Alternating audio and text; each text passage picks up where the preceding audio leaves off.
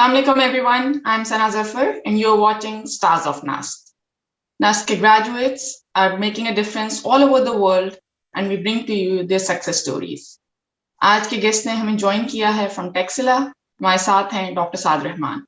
Assalamualaikum Dr. Saad, thank you for joining us. Walaikum Assalam. Thank you, Sana. Thank you for inviting me and giving me this opportunity to speak my heart to all the viewers. Thank you. Thank you. Dr. Saad ने NAST से graduate किया back in 2004 when he completed his degree in computer system engineering from College of EME. Currently, he is Dean High Tech University. आइए इनसे मिलते हैं और पूछते हैं इसके बीच में क्या क्या हुआ.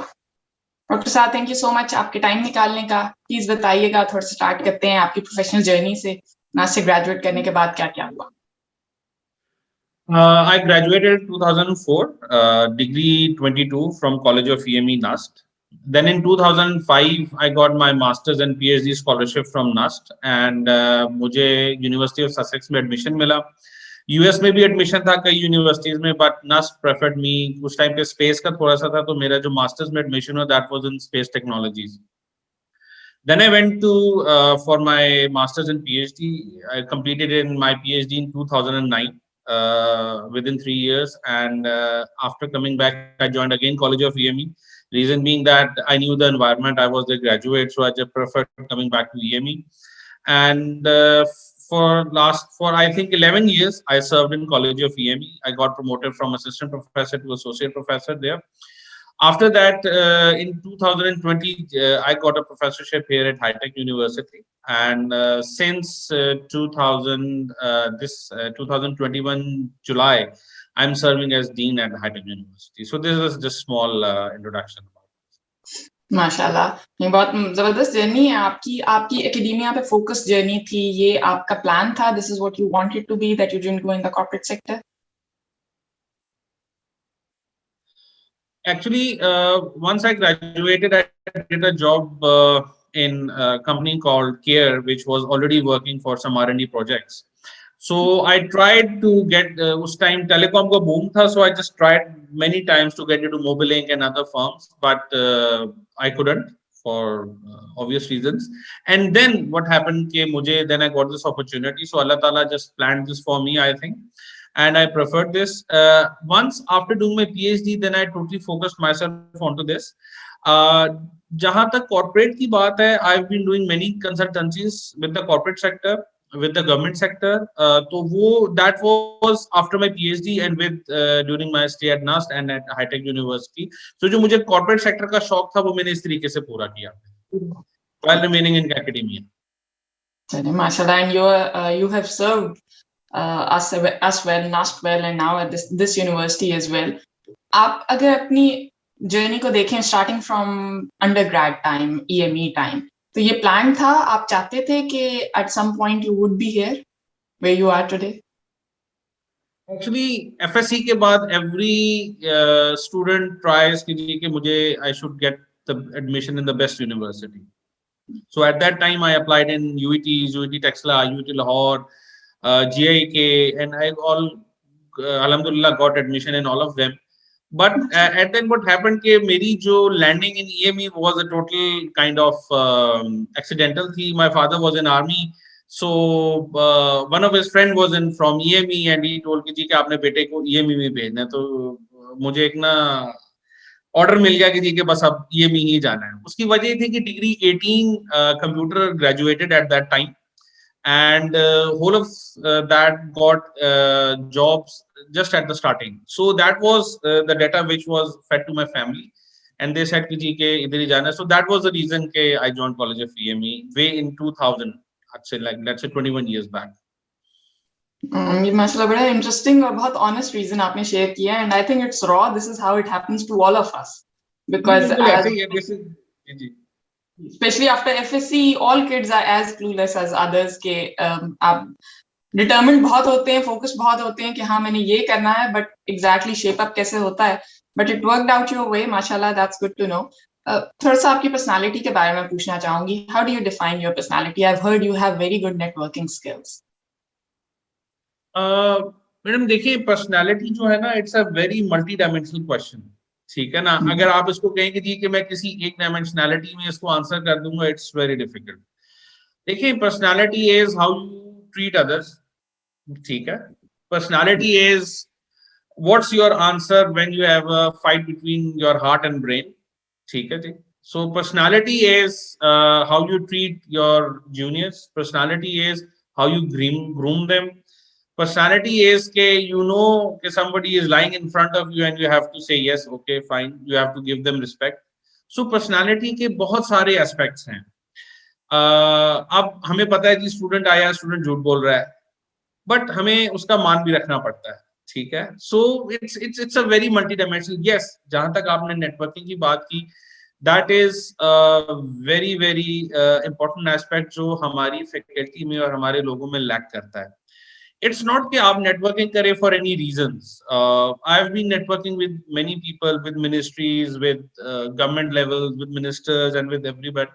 But for a reason, KGK, I have to do something for Pakistan. I came back after my PhD. I got job, but still I came back. मैंने कहा कि नहीं जी, I have to prefer. I want to work for my country. और with this passion and with this reason, I just started doing work for many organizations. I was consultant for Punjab Higher Education Commission. I wrote PC1 for at least 7 universities जो अब पंजाब में हैं, उनके ऊपर billions of rupees government ने क्या कहते हैं इन ग्रांट्स दिए। So my vision was a university in every district in Punjab. So the chairman was very excited on this. मैंने उनके faculty development programs लिखे। I worked for in 2014 and 15 for the Ministry of Railway, for Ministry of Ports and Shipping. We developed some products for being an EME for the Prime Minister Office and Board of Investment. So all of these things that we were contributing for them. So it's not that कि हमें कोई काम था, it's just academia. I thought कि it's our moral duty to help them, to support them. और honestly मुझे इतना conducive environment मिला from my colleagues, from my seniors in EME and even in high tech university कि I was able to do all of these things for the betterment of my country. Definitely, बिल्कुल ठीक कह रहे हैं आप। And I personally don't think networking means that you are just doing things for ulterior motives. I think ये तो आपकी personality growth के लिए बहुत जरूरी है. You learn from people when you meet new people. और मैडम मैं एक चीज बता दूंगी, all of these जो मेरी contributions हैं, they're voluntarily. I don't charge anything for these. So मैं खुद जाता हूँ, खुद करता हूँ. See, these are all the things I invest my own time. माशाल्लाह, जबरदस्त। That's why we call you a star and we have you here because ये चीजें तो बहुत जरूरत है पाकिस्तान को, और I'm really glad that we have someone doing this and making a difference. थोड़ा सा बताइएगा क्या क्या प्रैक्टिसेस आपको लगता है कि पाकिस्तान में होनी चाहिए। लाइक यू मेंशन कि आपने कोशिश की कि पंजाब के हर डिस्ट्रिक्ट में होनी चाहिए, and you are trying to education को एक्सपैंड कर रहे हैं। इसमें कोई चैलेंजेस ऐसे आते हैं कि आपको लगता है कि पाकिस्तान में भी कुछ चीजें लैक कर रही हैं जो होनी चाहिए? मैडम देखिए रिजॉल्व तो है लोगों में, they want to do something, but there are hurdles, there are challenges. कहीं पे फाइनेंशियल चैलेंज आ जाता है, कहीं पे कोई एडमिनिस्ट्रेटिव इश्यूज आ जाते हैं। It's just how we can solve them, rather than focusing on the issues we should focus on solving them and solving them in an amicably manner, ठीक है। वो हमारी जो निगोशिएशन स्किल्स है ना, प्रॉब्लम ये है कि हमारे ग्रेजुएट सॉफ्ट स्किल्स और ये जो निगोशिएशन स्किल्स हैं इसके अंदर लैक करते हैं। That is where we need to कम।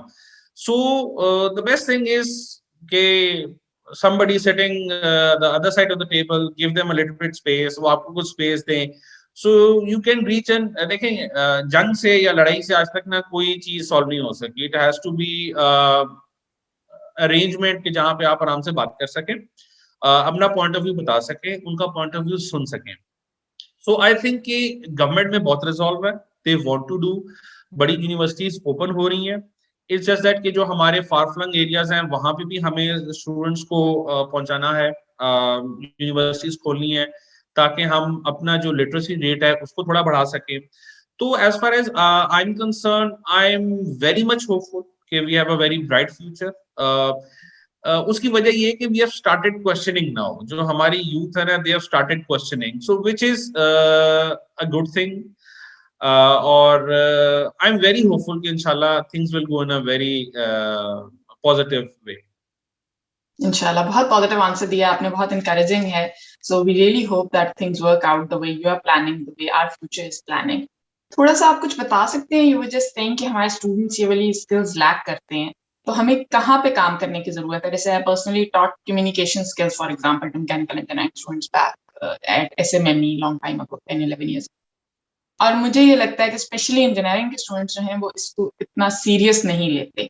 बाकी जितने मैनेजमेंट के कोर्सेज आपको पढ़ाए जाते हैं या कुछ उन पे वो टेक्निकल कोर्सेज जितना फोकस नहीं करते as compare to for example in NBS और इन अदर यूनिवर्सिटीज, जिनकी बार बार प्रेजेंटेशन एंड ये स्किल्स जो हैं बात करने की, अपना पॉइंट ऑफ व्यू कन्वे करने को थोड़ा सा पॉलिश किया जाता है. इंजीनियरिंग स्टूडेंट्स इसको इतना सीरियस नहीं लेते.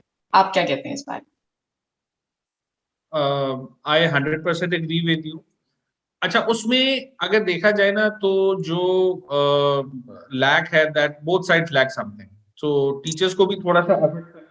यूनिवर्सिटी, हम शायद एक अच्छा इंजीनियर बनाने में इतना टाइम लगा देते हैं कि हम वो स्किल्स भूल जाते हैं कि हमें ये चीजें भी स्टूडेंट्स को देनी है. ठीक है, स्टूडेंट्स भी अपना फोकस उसी तरफ रखते हैं क्योंकि यूनिवर्सिटी और टीचर्स उसके ऊपर इतना फोकस कर रहे हैं. So I think there are 3 or 4 important aspects of the personality जो हमें यहाँ पे as teachers, as institutions, students में अब डेवलप करनी, खास तौर पे इंजीनियरिंग में.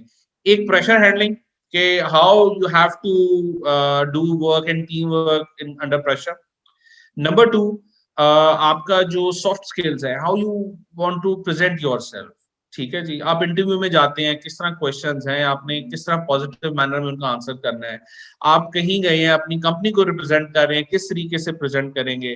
The other skill which students are lacking, they can not write basically. अभी वही है, नेट से कॉपी पेस्ट किया, उसको चेंज कर दिया, रिवर्ट कर दिया. But these are the 3-4 aspects of the personality where our students are lacking.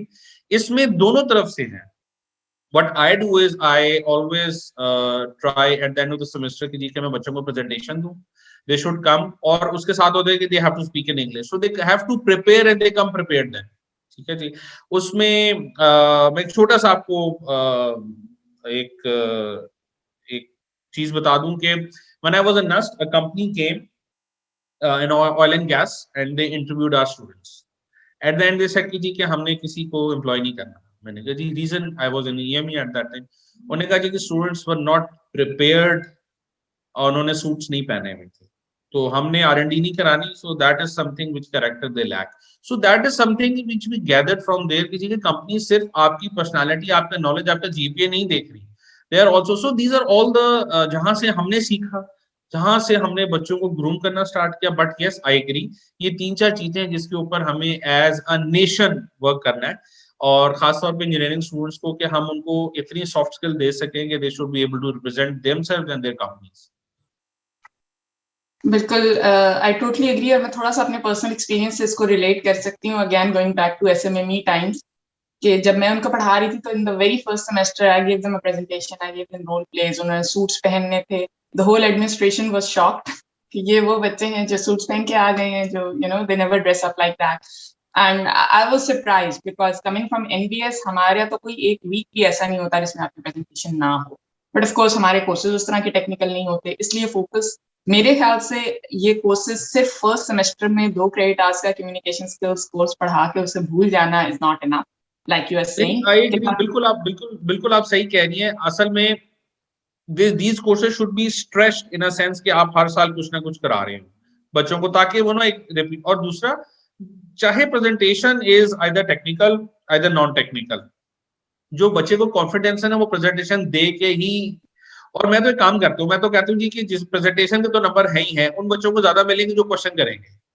ठीक है जी. सो द पार्टिसिपेशन के नंबर होते हैं, दे हैव टू पार्टिसिपेट. और उससे क्या होता है कि बेसिकली दे आस्क क्वेश्चन. सो जब वो आस्क क्वेश्चंस पूछते हैं तो फिर उनको आंसर करना पड़ता है. So it has to be a two way communication for them to learn this skill. Definitely. बिल्कुल ठीक कह रहे हैं, and we totally agree to each other. So let's move on to the next question.